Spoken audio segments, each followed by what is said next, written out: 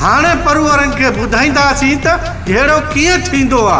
वैस बाबा परु के कयो एके फेरी पूरो कदे उनके खबर पई त नादर के तो मारियो पूरो थियो बसु छा याद कंदा जानू ए परु वारा फेरन जी आवाज हेडा हुई निभागा ही बाजे वखर वठण वयो जाने मोटो ही ना है।